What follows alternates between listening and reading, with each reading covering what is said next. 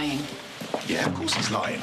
We've got him up against the wall, so he's going for the self-defence plea. But we know John was sat quietly on the sofa when he was attacked. No, that's not what I mean. I think he's lying completely, trying to protect Tanisha. You're not still banging on about that, are you?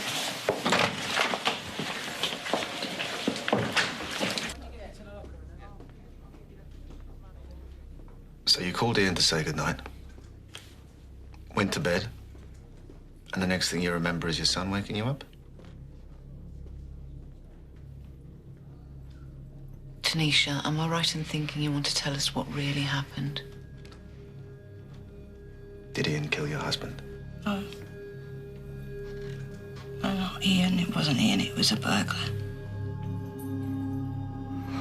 You see, we know that no one broke into your house. And Ian's admitted he did it. No. No, he's lying. Why would he lie about killing his father? For me. I killed John. Ian had nothing to do with it. It was me. He's saying he did. He wasn't even there. He does, he was. That's not true. Phone records show that you called him. He came home. He's given us a statement saying he had a fight with your husband. Please. Please, you've got to believe me. It wasn't Ian, it was me.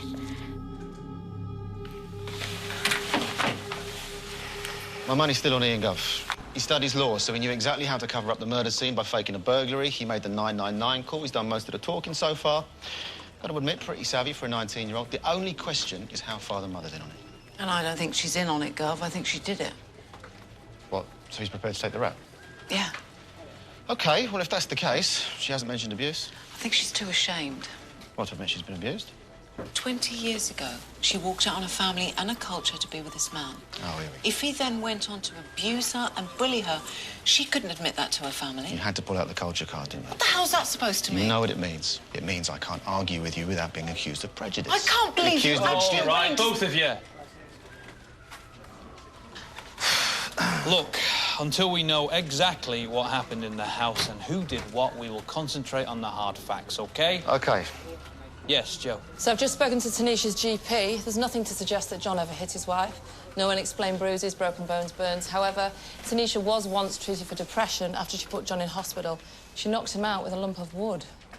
Well, that was probably her first desperate cry for help. Gov, with all due respect, one of them did it, the other helped. Does it really matter which? Let's charge them both, let them slug it out in court. For us, it's job done.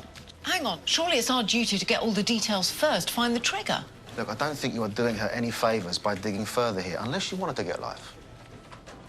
Look, if Tanisha had an argument with her husband before he went to the pub, it was several hours before he came back. The CPS will deem that a significant cooling-off period. Yes, Gov, but provocation doesn't have to be one big event. It can be a series of smaller events over a longer period of time, which is what I think this is. We're going to hand this to the CPS and let the courts decide what really happened.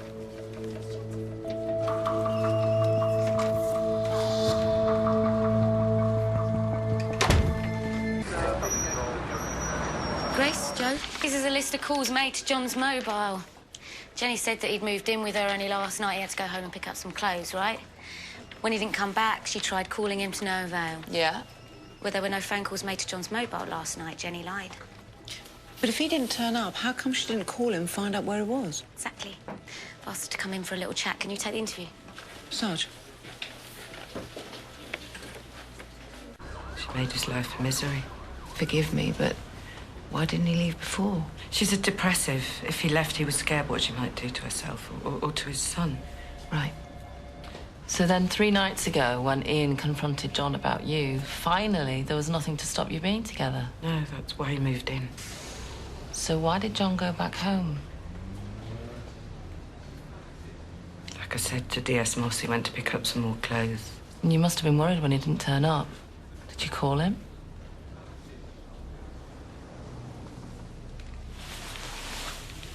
Jenny, what really happened last night? Why did John go back? He left me. 3 nights after he moved in, said I wasn't good enough. Didn't know how he liked things, that Tanisha waited on him hand and foot and he expected the same. I said I wasn't Tanisha, but he got angry. Was he violent towards you? No, not violent, just aggressive. Spoke to me like he never had before. He was never going to leave her, was he?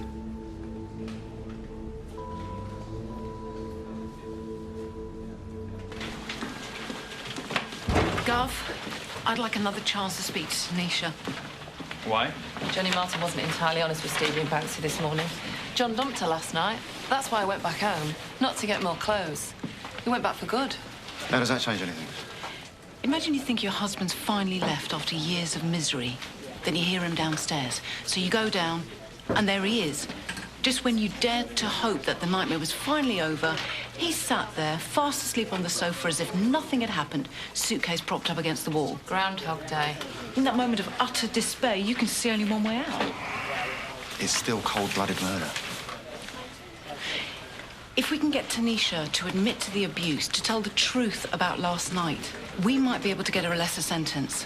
Then Ian can admit that he was lying to protect his mother. If we're right, Gov, there are 3 victims here. OK. See what she's got to say. Thank you. Tanisha, we're going to level with you, OK? So far, the forensic evidence is inconclusive. We know that either you or Ian killed your husband, but we can't prove for certain which one of you it was. But it was me.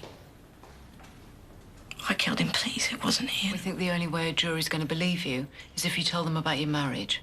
What it was like living with John. You see, the trouble is, everything that you've told us so far sounds like you're confessing to cover up for Ian. I mean, you say it was self-defense, but, you know, the little evidence that we do have just doesn't support that. It wasn't self-defense. OK, so what was it? Tanisha, you were once crazy about John. What happened? What changed? Tanisha, I know this is incredibly private, but sometimes a person can lose their self-esteem to the point that they believe they deserve the abuse they get. They're so crushed, they're unable to ask for help. But that can be used in their defense. They can argue diminished responsibility. Tanisha, please. Talking to us is the best chance you have for you and Ian. Did your husband ever hit you? No, he never hit me. But you once hit him? Almost as soon as we got married, it was like... It wasn't just my family I left behind, but all my friends. Every time I tried to make new ones, John... he found that difficult. Did you complain? But at first, of course. But bit by bit, he controlled everything I did. What I wore, who I was allowed to speak to. It got to the point where I thought the only way it would stop was if he was dead. Truly. So I hit him as hard as I could with a chopping board.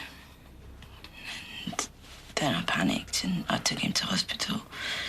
When we came out, he put me in the car and he took me to my parents. He left me there. I had to get the bus back. I just couldn't go in. You'd got the marriage you felt you deserved. So then, what happened? What happened when you went back home?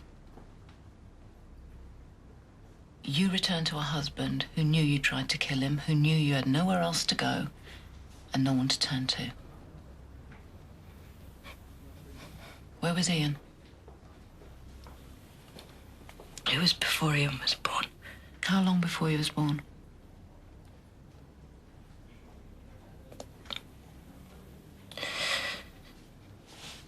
Chindamat Karo. Vaktalo.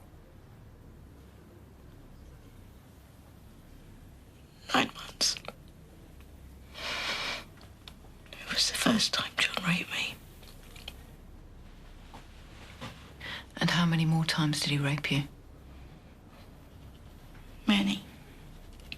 Did what he liked when he liked.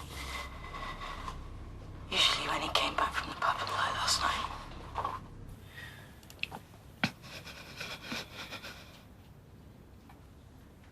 We know that Ian told John to move out 3 days ago.